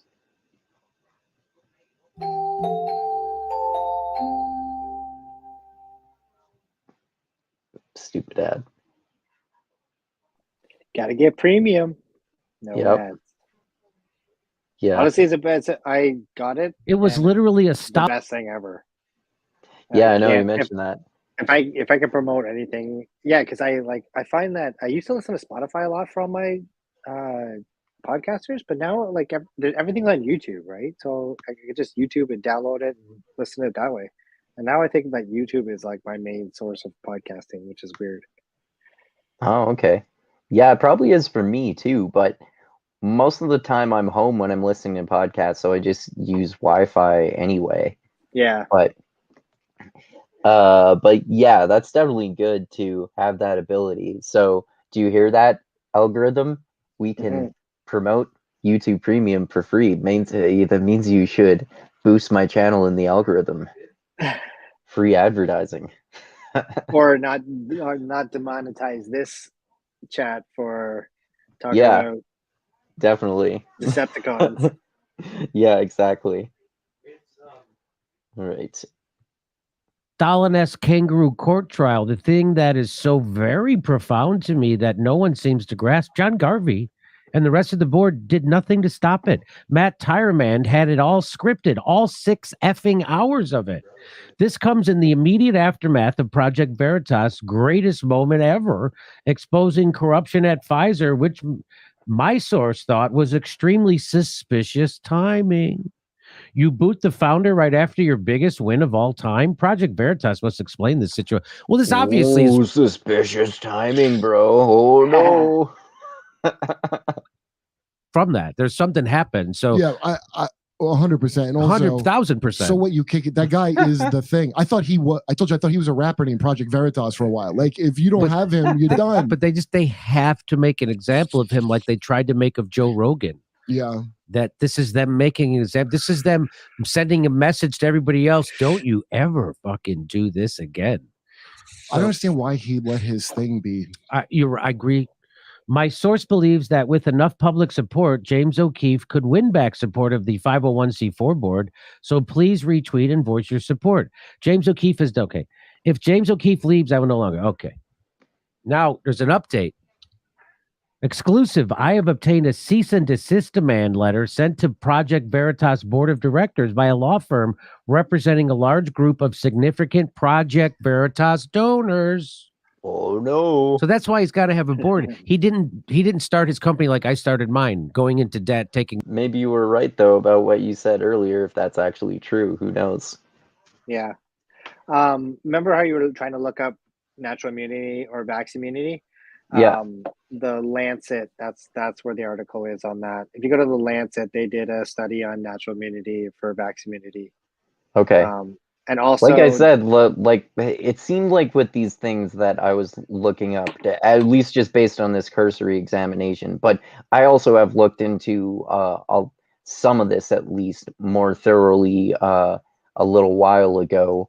Like it seems like there are kind of inconsistent numbers and inconsistent results for a lot of these things. Yeah, I don't know. It seems that though recently there has been a lot of stuff come out. Twitter files, this James O'Keefe thing, natural immunity, the Wuhan lab leak, that was Department of Energy last week. The masking study apparently. Oh, what happened with that? With Wuhan and the Department of Energy? So this week, COVID, the lab leak theory, the Department of Energy came out and pretty much said with low confidence that they believe that COVID originated from the lab in Wuhan. Oh, okay. Oh, interesting. So they're not confirming it, but that's as much as I think we're going to get out of the establishment saying that, it's not from a bat, it's coming from a lab. Okay. Which again, if you said that 6 months ago, you were, tinfoil hat. Yeah. True. Yeah, I mean that's another part that like I kind of seem to agree. Like again, neither of us are experts on any of this shit, but I mean it seems kind of more likely that it came from a lab than that it came from a bat, according to like what I've heard from things like what you talked about there. But I mean, also at the same time, the thing that's disingenuous about this, even though it is true, like what you pointed out is true, is that people like Jimmy Dore and Brett Weinstein use this in a disingenuous way to connect this to being hesitant about vaccines, which doesn't really have that much to do with this aspect of it. Okay. So, sorry, say that again. I don't know. I just lost my train of thought right after I said that. So it's all good.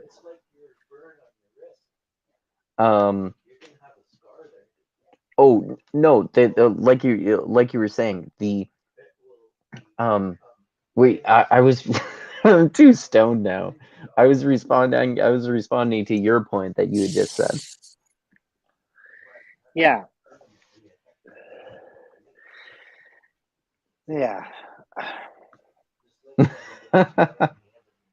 I don't know, man. The COVID and conspiracy theories, like, is this over yet? Like, do you know what I mean? Like, I don't know. I think it seems like it's gonna go on for a while, man. Like because you said, I think you're probably right that it's gonna be called what that term. I think it's gonna shift from being endemic, like the common cold, to being a pandemic, and it won't it will just for most people be like not a big deal, and it'll be like normal to get a vaccine for the Decepticons every once in a while, in the same way that it's probably a good idea for a flu shot, although maybe it depends on the person in a similar way, and for some people they don't need to get it, like who knows.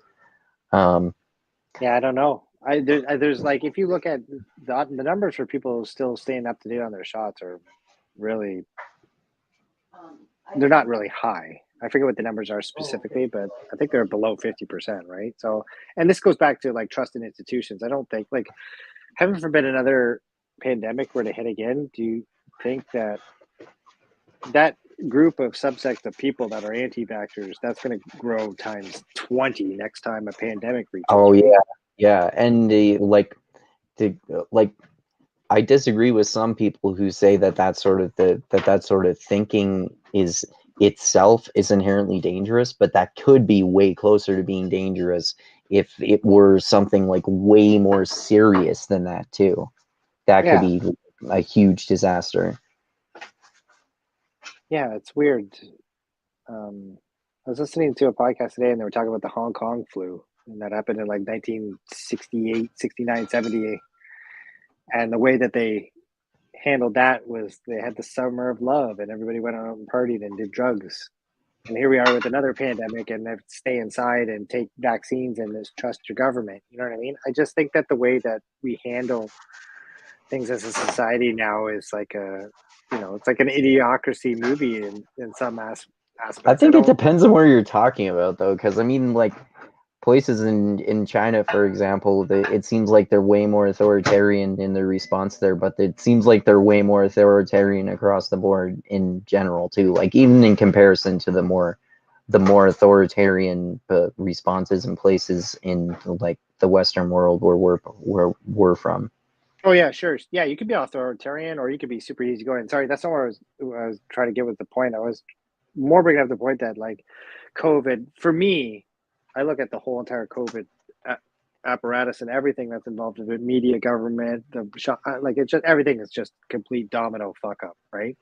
Hierarchies fucking up, people fucking up in this job over there, this, the New York governor fucked up, the California government fucked up, DeSantis fucked up, everybody just did the worst thing that they, you know what I mean, could have done. Fauci was a huge screw up.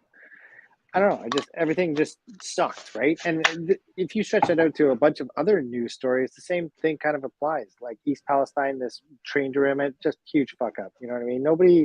Everybody just kind of sucks at doing their job these days. There's no accountability for anything. There's no apologizing. There's no trying to right any wrongs. There's no forgiveness.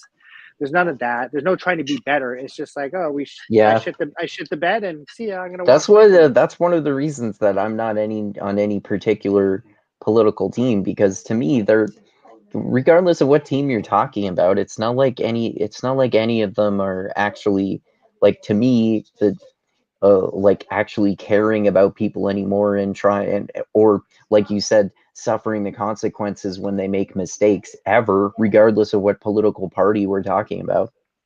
Yeah. I think we need guys like, I'll bring this home a little bit, but I think we need guys like James O'Keefe in a world like this, though. As much as I don't really agree with the way he goes about doing his journalism, he's exposing, or was exposing, just bad practices by companies that we put a lot of trust in. Pfizer and New York Times, two examples, you know what I mean? Mm-hmm. And well, like again, to be fair, in terms of the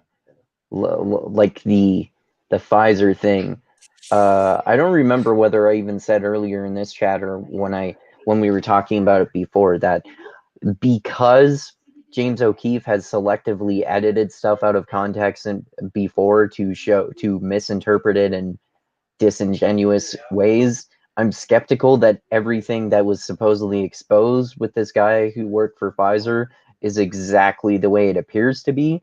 But So I'm not sure. I'm not sure how much of a bombshell type of thing it is. I mean, maybe it is. Maybe it is to an extent, but not as much as people are saying. I'm not sure. I think Pfizer releasing a statement doesn't make it a bombshell, but it acknowledges the fact that whatever he was doing to generate that story at least struck a nerve to them.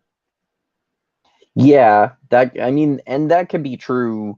I mean, whether he actually exposed some true things or whether he exposed like stuff that wasn't true and the guy was exaggerating to brag about or something like that. I mean, that's hard to tell too. I think, two things could probably be true at once, but the fact that they came out with a statement there knows that they're trying to, well, why would they do that? Are they protecting their assets? Are they trying to, distance themselves from this ex-employee? Yeah, I mean, it seems like maybe the latter too, because like you were talking about, it seems like like Project Veritas, like the donors to Project Veritas, like you were saying, didn't want to be connected with this controversy. Yeah, that's possible. But it doesn't mean that Project Veritas is like corrupted or controlled by Pfizer, as someone like Jimmy Dore is saying. It just means that like the billionaire donors to his project agree with a lot of that stuff, and maybe they even agree with him about this stuff, but they don't want to be a part of this because it's bad for business. And that makes sense. That doesn't necessarily mean that they're like they obey what Pfizer says or some shit like that. Yeah. Again, there's some context there that I think obviously would solve this, and I don't think James O'Keefe would be transparent. But what was our conversations with the people that own Project Veritas? Obviously, that if it didn't get greenlit before, right? We thought he was he can just go into wherever he wants and do whatever he wants because he owns Project Veritas. Well, wait a minute, that's not the case. He has two people above him that run the money of this. Does he not run that by them before he does a huge Pfizer story? Does he not go, hey guys, you are pretty much funding my whole entire operation here. I'm going to do a big story. I got fucking meat and potatoes on Pfizer. Are you guys okay with this story? You know what I mean? So without us knowing that context or that conversation being there, it leaves I think it leaves a lot of space for guys like Jimmy Dore or whoever to say Veritas again. Veritas, maybe, I don't know. It just leaves space for conspiracy theories, is what I was getting at. And even if the conspiracy theory is they just fired him because I don't know, they got bought out. I don't know. The sad thing is like this story, Project Veritas isn't a story anymore. Hopefully, James O'Keefe still is, at least as far as I'm concerned. And we live in an information age where we're just drowning in too much information. Like I was just looking at my phone, and Matt Taibbi released Twitter files number 17 today. Oh wow! Like, where was number 3 to? I remember, Michael Schellenberger and Barry Weiss doing number 2 and number 3, but where's number 4 to 16? I missed all. You know what I mean? Yeah. That's just an example because of how much information it's too long of a story. There's too much follow up. Yeah, there is. There's too much information. There's way too much. And you probably have a lot of good data on how the government was not interacting, or maybe interacting, but they were having some sort of influence on social media platforms to, shadow ban, escalate some voices, de-escalate other voices, kick off some voices. You know what I mean? Like there was some control going on behind the scenes there. Whether that influenced at all, I don't know. Like for me, Jay Bhattacharya, the whole Great Barrington Declaration, I followed that pretty strong early on, and that went nowhere. I was never talked about. It was demonized pretty quick. Which was that one again? Yeah, exactly. That's my point right there. The Great Barrington Declaration. Do you know what that is? It sounds familiar, but I don't remember. So Great just a refresher. Great. It was a document that came out maybe about 6 months to a year after the pandemic, signed by Jay Bhattacharya from Stanford and a bunch of other doctors from Harvard, and it basically had 1,000 doctor signatures on it that were saying we should have a more kind of a nuanced approach to this pandemic. Stay at home, vaccinate those that are 70, 80 years old. But if you're 20 and 30, you should go out. We shouldn't be locking down, blah, blah, blah. But it was basically an opposite narrative of what we actually did. It should have been, if we what percentage of doctors who are involved with this actually is 1,000 though? Is that a large percentage or is that like a small percentage? Because that sounds like a small percentage of doctors. And I mean, you could say there are more people who believe that and they don't want to become public about it. But I mean, it's hard to say. I made up 1,000 as a number. I don't know what the actual number. Well, I don't know what the number is now. You could probably look it up. Mm-hmm. Yeah, I mean, it's just hard to know with that sort of thing. I mean, it is true that it has been the case many times throughout history that the majority of the scientific establishment is fundamentally wrong about something, but it doesn't mean that you should just be reflexively anti-establishment like people like Brett Weinstein and Jimmy Dore are. They just assume that the opposite of the establishment is probably true because the establishment is corrupt. Really realistically, sometimes the establishment is going to be right and sometimes they're going to be wrong, and it makes more sense to kind of go with the better quality and more replicated science in terms of the Decepticons for now, at least, or try to be, as much as this sounds like a conspiratorial fucking thing to say itself. You should do your own research, actually literally do that, not in the conspiratorial kind of way, actually see what the establishment says and the anti-establishment says. To me, when you do that, you often say the truth is so much more nuanced than the way most people are painting it. Yeah, and I totally agree. The establishment, whatever that is, has just lost a lot of credibility for me over the past 2 or 3 years. Sorry, I said 1,000 for the Great Barrington Declaration. I just looked up the numbers. It's 10,233 medical. That's way more than 1,000. Yeah, I know. Public health scientists and 27, almost 30,000 medical practitioners.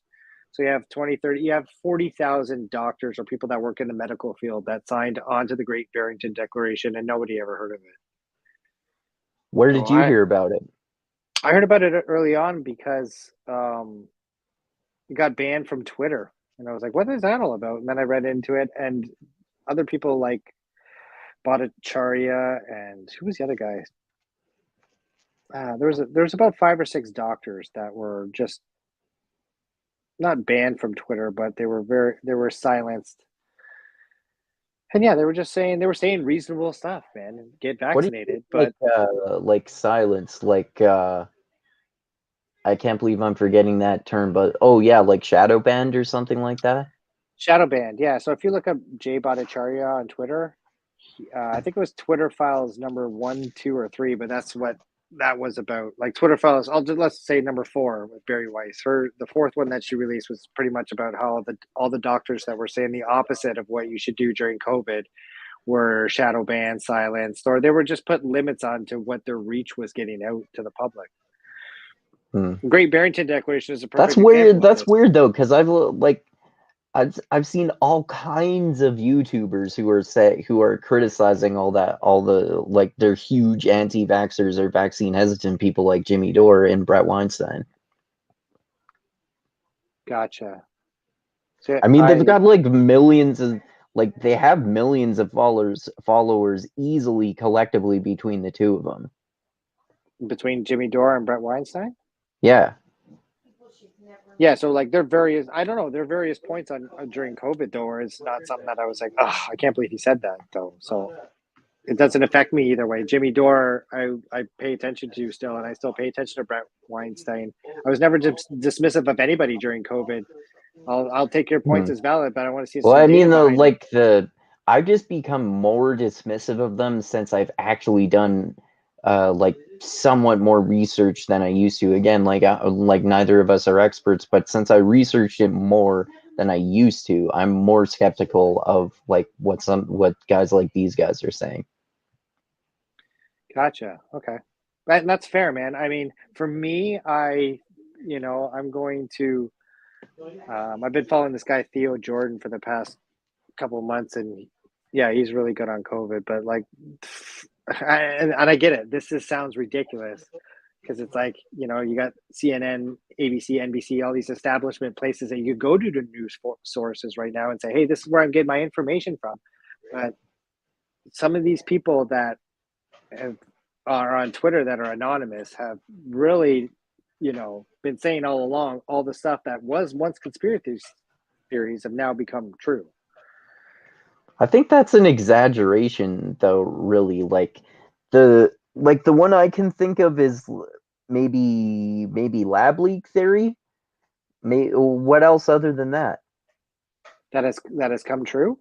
Yeah, lab leak theory, natural immunity. You couldn't talk about that. That's now, like I said, if you go to Lancet, well, I mean, like I said, though, it still doesn't seem like it's 100% true that it's more effective than the vaccines. Like I said, there's some, although like that seems like it comes from a reputable source, but then there are also reputable sources that say that the vaccines are more effective than natural immunity, and then there are various estimations based on different studies as to how long natural immunity lasts and how long the immunity from the vaccine lasts.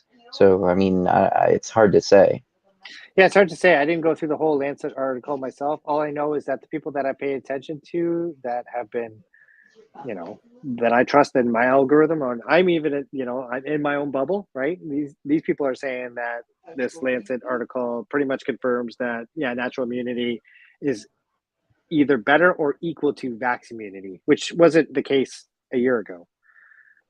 Yeah, but again, like this is the problem still, though, that like there have to be replicated results. I'm not convinced that natural immunity is more effective than the vaccines until I see like some replicated peer-reviewed studies for this sort of thing, because I've seen single studies of showing a lot of different things about this, like I was saying. I that's fine, and we can shelve that one for now. I mean, like there's a bunch of lists, so we can go on to masks, right? We thought that masks were going to be the the bee's knees and prevent everything. I mean, if you really believe in the science, and we just ran the greatest science experiment ever known to mankind with the most deadly virus, that's come across in our lifetimes. Did masks do anything to stop the spread of immunity or anything like that? Well, yeah, I think it's pretty. I mean, it seems pretty clear to me that masks did something to spread it. I think it's like it. I honestly think it's bullshit when people say masks do nothing. But I mean, at the same time, again, also like it's not true that masks are like anywhere near 100% effective or anything like that. And also like, I mean, I wasn't happy with wearing a mask most of the time. Like to me, if you like, that's why even in places where you have to show proof of vaccination, like the pool and restaurants, like we were talking about, they had the only good part of that is that if you know that everyone gets vaccinated, you know that there's no point in wearing a mask. Because like that's one thing that bothers me too, because because if you've been vaccinated and you go and then you're still required when you go out in public everywhere to wear a mask. Like, what is the point of that? And also like I've seen TV shows, for example, that were still running during COVID, where apparently they're like supposedly in audiences and TV shows there are vaccine requirements, or for some there weren't, and for some there were, but there were still everyone was wearing masks in both scenarios. And if there isn't a vaccine required, then if you're wearing masks and you're in close proximity with everyone breathing each each other's air, there isn't really any point in wearing a mask. Yeah, if you just had it or whatever, and you don't need to wear a mask. The masking thing for me, I've gone through and read a few things on it. I think that for me personally, the evidence is pretty clear that they didn't do shit to do. Well, I mean, where do you mean they didn't do shit? Because it's not like they were 0% effective, and it depends on the mask too. Like a bandana or something probably wouldn't do anything, but something like, especially with the newer strains, the really specific, I forget what they were called, type of masks did like. Well, I don't even know the percentage, but significantly more than a cloth mask, but definitely not super effective. So it did something at least. Yeah. So they were saying that N95s probably had a 25% risk of or decrease in transmission or getting the virus if you wore it fitted in properly. Cloth masks, any other kind of surgical masks really didn't move the needle at all. For information on this, you can read Ian, what's his name? I have the book over there. And also Cochrane, which is a UK-based science institution. They did a study on masks, and then they did a study on masks and found little to no results. So again, going back to your point though, man, who knows where I'm getting these from? These could be, only stuff that Ian Miller. Yeah. Like I was doing before, I could come up with things. Probably, like I could do that now, actually. Sure. Perhaps showing that masks are more effective than that. It wouldn't surprise me if it's similar to the other things that we were looking up, in that they're inconsistent results in studies. Sure. Like the one I'm referring to is by Cochrane. COCH. I'm just gonna look up how effective are masks at preventing COVID transmission. So the study that I was referring to, a new Cochrane review has concluded that there's still no strong evidence to support the use of masks during the COVID-19 pandemic. Blah, blah, blah. People that wore cloth masks, surgical masks, N95 were 56%, less likely to catch a flu-like illness. So I said 24, it was actually 56, so about half. That's pretty effective. Yeah, it is. That's for the N95s, though. I mean, anything else is going to be way below that. So, and how many people are wearing N95s all over town, right? So, not that many. Like a lot of, especially the most brand new, like even more new than the M95, if I remember correctly. But look at the window has even shifted within the last year, right? When we first were introducing masks and it was actually mandated everywhere, we were believing this was, you know what I mean? This was 90% effective in stopping the surgical mask, and the cloth mask was 90% effective at stopping COVID, right? And as time wore on, we knew that wasn't the case. That's why we don't have any mask mandates anywhere right now. I'm not seeing any numbers here, just in terms of a cursory examination, but I don't know. I mean, it seems like at least the M95s, for example, like you were saying, that they seem to be fairly effective at preventing the spread of the virus. But if you wear them properly, and if people are actually wearing them, of course. Yeah. Hey, are you able to pull up on screen Ian Miller charts and Google image those? Charts. Let me see.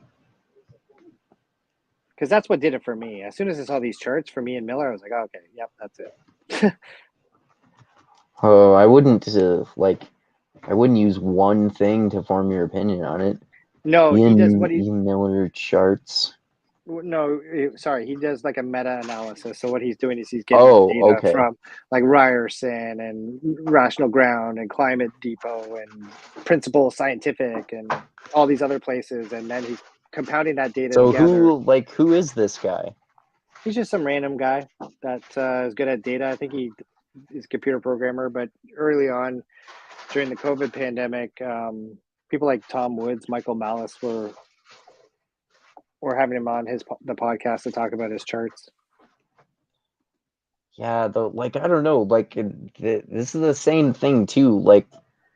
Not this guy specifically, but some people, some of those doctors have been on like Brett Weinstein's show, for example, and a lot of what they have said, if you actually look at even studies that they themselves reference, sometimes don't actually come to the conclusions that they say they do.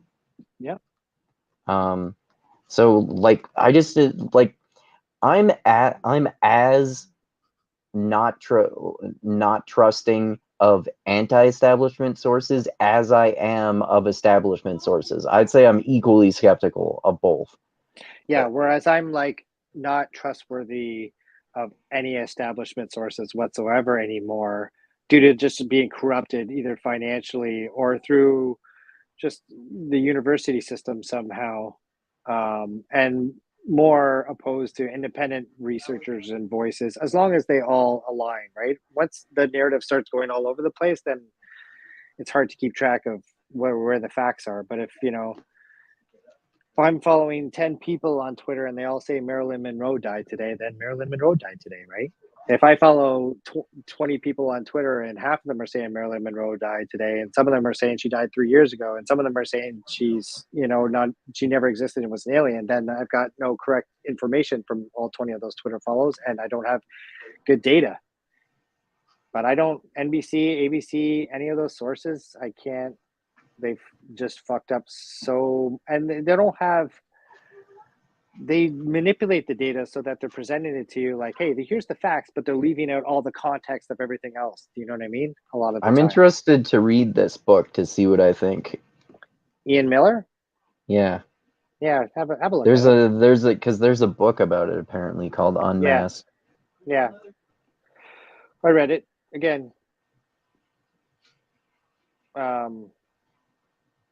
What he does is this. All he does is he says California. So this is when the pandemic started. This is when we implemented masks. This is the COVID numbers. Did they go up or down? Does he measure different difference between different states and provinces depending on the country? Because it really, according to what I've seen anyway, it seems like it's just inconsistent across the board. Like some places mask mandates reduced COVID transmission to a certain extent. Other places it did the opposite. Other places there was no effect. It seems like it really depends on the place and maybe the population and a whole bunch of other different factors. Yeah, no, you're definitely right. He does. Hold on one second. Okay. Let's just read about Ian Miller here. I'm going to screen share this. We should stop talking soon, though, because we've been going for a while. But let me show this here. Okay. Hey, come back. Yeah, so Oh, you have that book? Yeah, I have the book. I read it. Okay. So in it, this is just a random page I picked. So he does Oregon and Washington State here. Here he does Southern California, and here he does St. Louis Metro. So 3 different places, 3 different charts, right? But what he does is he's like, hey, we put mask mandates here, and then see how COVID cases went up? There's also ones, though, that are going to work in your favor, though. There's ones where it goes, hey, look, we put mask mandates. Here's Hungary, Sweden. Here's Germany. Here's the United States. Here's where we put mask mandates in, and it actually affected, and cases went down. So there is some studies in this book where areas did implement masks, and it actually worked out in their favor. But if you look at all the charts that he puts together, about 80-90% of them show that it made no difference whatsoever. Okay. Yeah, I'd be interested to read that for sure. Yeah, take a look. I mean, again, I get it, man. I have these conversations all the time with people, and it's like, oh, I read this study. I'm like, sure, yeah, let's read this study together. Let's go through it. I am open to being totally trapped in my bubble and being wrong. You know what I mean? This is why we're having this conversation. I want to know where I'm fucking up. You know what I mean? I just think overall on the COVID thing, I don't think we got a lot right, and I don't think a lot of the people that were in charge got it right. And I'm okay with that, but let's not pretend anymore. Yeah, I just think like we've been talking about, I think that what you said is true to an extent, but greatly exaggerated by some people like Jimmy Dore and Brett Weinstein. And also apparently this Ian Miller guy, he's in the Department of Ecology and Evolutionary Biology at Princeton, which to me, it sounds like, he's a smart academic, but similarly to Brett Weinstein, he's not an expert on COVID, which isn't like a knockdown argument or anything like that, because like arguments from authority are not the be all end all of style of arguments. But like similar like I'm interested to read the book because I actually do want to find out more about this stuff for myself, because it could be the case that I think that he's somewhat full of shit like Brett Weinstein, or it could be the case that he changes my mind about that. Yeah. Fair. I mean, again, there's like, you know what I mean? That's just masks. This is, after all the citations and everything, oh, it's not that bad. It's only 200 pages. You'll probably blow through it really quick. But I bet. Mm-hmm. 200 pages. I do read a lot of books, and like I like learning about the really broad subjects like this in book form more than anything else, because I can see like, things like you were talking about, like a meta-analysis or broad spectrum analysis of multiple different studies and that sort of thing. Yeah. It's just, there's so much information, right? That's just 200 words on masks. You know what I mean? There's also like... You mean pages? 200 pages, sorry. Yeah. Yeah. If you wanted to go through and just, study immunity, and you wanted to go through and study, social distancing, or how many people to get together in your home, yeah, all these other things that they manage. Oh, yeah, like that's why, like, I was saying that about masks. Like, people were encouraging, before the vaccinations, masks and social distancing, and then like you can see crowds in TV shows where they're wearing masks, but they're still sitting right next to each other and are not social distancing, and there isn't even a vaccine yet. So like, what the fuck is the point of that? Yeah, again, we were the health establishment and the people that are way above our pay grades. They were just throwing out shit to try to see if it would work and stick. I'm not. It's not like I want to like blame anybody for this. I think there was a lot of fear going on at the time, and they were just acting emotionally accordingly to something that we didn't know about. I fucking saw those videos of China where people were out in the streets being let out in body bags, and I remember those videos, man. And Italy got fucking smoked. All the senior citizens, and they were having hospitals, all that footage that scared the shit out of me. And then New York right after that. So yeah, thinking back on it, I understand why they did it. I just think that we're human beings, and that popular phrase, never let a good crisis go to waste, right? And that's just unfolded. Funny enough, everybody was like, oh, this is nothing. There was like people, Bill de Blasio was in, or whoever the mayor of New York was at the time, was saying, no, the guy who was it, Cuomo, whose brother is on CNN or MSNBC. Yeah, I was saying go and party, and then like 2 months later they're locking down New York, right? So never let a good crisis go waste. I think this started off as something that we should be concerned about, especially for the older folks, the vulnerable comorbidity people. Yeah, well, that's why one thing that I like that actually happened, that I remember I made a video about it at one point, because I figured that most people probably hadn't heard about it, because I only heard about it from a CBC segment, that the Canadian military was being sent to nursing homes to help with treating patients there and administering vaccines when they were available and stuff. And I thought, if that's something that's being done by the government, that sort of thing makes sense, because you're then prioritizing the most vulnerable people. Yeah. I'd love to know if that actually happened. That sounds so bullshit right off, because it comes from CBC, right? So Well, I think it was just like a small amount of the American military in like a few different places. I wouldn't say it was like a Oh, the major American thing military. all Oh, over the okay, sorry. country. I No, thought it oh was wait, no, Canadian. sorry, not the American military, the Canadian military. The Canadian military. It was like a few different nursing homes. It wasn't like across the country, I don't think, as far as I know. Gotcha. And they were sent in to just help or assist? Yeah, like to help with like to help prevent the older people there from getting sick and help treat the Decepticons if they get corrupted by the Decepticons and help administer vaccines when they were available. Yeah. I don't know about that CBC. My wife does that too. She'll be like, "Oh, the CBC said," and it's like, as soon as you say the CBC said, I can't. I don't know if I can listen any further. It's just like they don't have. You know what I mean? Well, I mean, like, what else would actually be happening there? What else would be happening where? Like what would be their reason to lie about it or something like that? Oh, that's easy, bro. I mean, think about this. You're sending in the army to mandate or to help assist with vaccines. A nurse is the only person that can put a shot in your arm. The army's just going to sit there with guns. That sounds ridiculous right off the top of a headline. The CBC is going to do that because they want to fear monger to sell more Well, articles. don't you think that's better than like getting cops to go around like punishing people for not wearing masks or something like that? That's why I thought it was a good thing. It seemed like a good thing.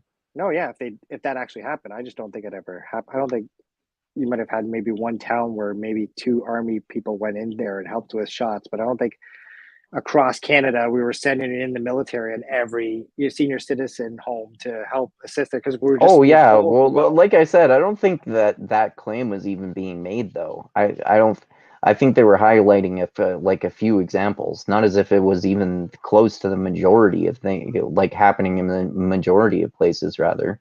Yeah, so if you're reading that, your average, like not us, like your average dopey citizen that reads that headline, oh my God, they're sending in the military to help assist with what's going on there. There's so much going on. You know what I mean? That just sounds like they're striking fear. Oh, you mean like the like you think that some people would assume that they're doing that at a mass scale?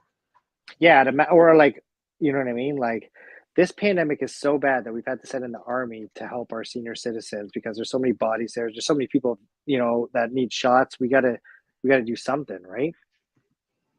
Oh, okay. Like yeah, I guess people could panic or something like that based on that. I guess that wasn't my response at all. I was like, oh, one of the few things that they're doing that actually seems good. Yeah, for sure. If they were doing that, I don't know. Like again, I just don't trust the CBC. I don't know what to say. I wish it did. I don't know about this instinct to think that they're lying though. Like I'm super skeptical of people like Jimmy Dore and Brett Weinstein too, but I don't just distinctively assume they're lying. I assume that they're kind of misinterpreting things or mistaken about things. Yeah, they're constructing the narrative where they can suits them the best and where they can do it most appropriate, right? Right. So if Marilyn Monroe dies, they can't distort that fact. They actually have a dead body. You know what I mean? They got to say she died. Whereas if it's something where they can manipulate the data and you know what I mean, I think that places like CBC, CTV, I'll just speak on the Canadian ones, but CNN, NBC, they'll still apply. But ultimately, the model has changed as far as media goes. These are no longer news organizations that present you with facts. They're more opinionated to generate as much possible because they lost a lot of income due to no more print and not a lot of people watching CTV or Global or anything like that, right? So every headline is, oh my God, it's a huge deal. There's a fear mongering behind that. Ultimately, to sell ads and produce, more people that I wouldn't even say that was the angle of the segment that I watched for this though. No, I'm just saying broadly about the media in general. It's very much controlled by just like yeah, for sure. Yeah. Like the Canadian government controls the CBC. Your tax dollars go towards funding the CBC, right? So it's a government controlled. It's not like it's independent from that. So if you were to find it like critical of Trudeau right now, right? Trudeau's getting his ass handed to him because of China interference of the election. CBC hasn't really been pressing on that really hard because they're ultimately a front for the Liberal caucus, right? You're not getting a really objectifying news outlet from. I wouldn't necessarily say it's that direct, but I mean there is a liberal bias. I mean I would say it's more like the like manufacturing consent, the theory that Noam Chomsky talks about, of course, right? It's people are hired who have a certain opinion and they're going to assume that they shouldn't talk about some things because they're used to like they just coincidentally happen to often have an establishment opinion and basically just automatically agree with the establishment.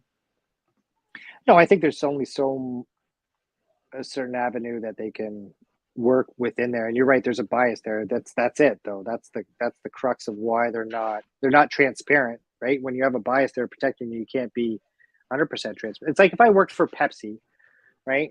I can't talk about how Coke has got fucking cherry Coke coming out next month and it's a great product, right? Yeah. So I can only talk about Pepsi, or I can only talk about whatever products Pepsi carries, right? So everything that Pepsi does is fucking awesome. Coke sucks, right? And it's the same kind of thing with CBC and that kind of stuff. It's everything we talk about is amazing.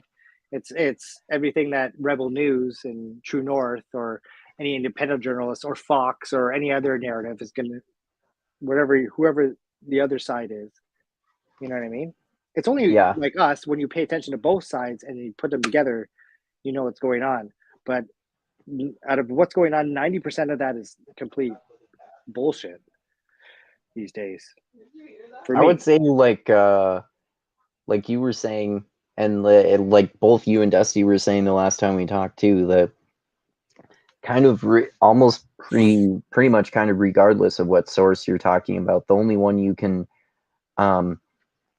you can't rely on them fully, and all you can really assume that they're 100% correct about is specific facts that other people are agreeing with them on, even people who are not on their sides. Like this thing, like this person was like I don't know, like Andrew Tate, for example. Like pretty much people across the political spectrum were agreeing that he's like this fucking scumbag who did all sorts of awful shit, like that sort of stuff. Like, and there were some facts about and evidence related to that a lot of people were pretty much accepting. Yeah, I didn't really pay attention to that story, but I wonder what happened there. Because didn't he get released or something like that, or wasn't he? I don't know. I haven't thrown paid in jail. That's another one where I mean I haven't paid attention in the details of it a while, and I actually didn't really look that much into that one because I had never heard of him before. And you know, I always think about the Dunbar number and what I'm paying attention to. And even though I probably follow too much dumb political shit in general, still I try to make a point of following that less than I used to. And also, if people are making political videos about someone I've never heard of before, I think I don't want to know who this person is. I don't need any more people in my brain. Yeah, fair. It would be interesting to know what actually happened there. Again, with all these stories, but like I'm saying to you, I don't really care about Andrew Tate. I never followed that story. It's just kind of like he was noise in the background. I just heard that he just did some horrible shit. But sometimes I wonder if, because again, we live in this information age where I don't trust anything that comes out of the mainstream. I wonder when all these people are saying that Andrew Tate is a fucking asshole and he's a Nazi and he's the worst person ever. That makes me kind of perk up and wonder, what is actually going on there? Is this guy actually Mother Teresa on the other side? Because that seems unlikely to me. Like they're unlikely, but they're not like in some people's videos about him. They've shown or they've shown like transcripts of calls and read transcripts of phone calls that have gotten leaked and shit like that, where he was talking about some of the terrible shit that he was doing to women, and he was like keeping their passports and getting him to like basically being a pimp for them and that sort of shit. I think it was trafficking, right? Wasn't he trafficking girls? Yeah. Isn't that what he got? Yeah, sex trafficking. Yeah, so he was like, like the total manly man shit is apparently like being polygamist and being a sex trafficker and getting other guys to pay you to have sex with your girls.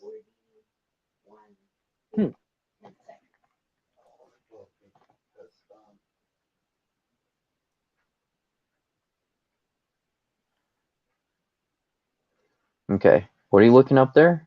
I was just seeing what happened with him real quick here. On February 21st, a Romanian judge extended his trial or his detention by another 30 days. He's still in jail, apparently. No charges have been filed against the defendants. Blah, blah, blah, threatening to sue her parents for $300 million.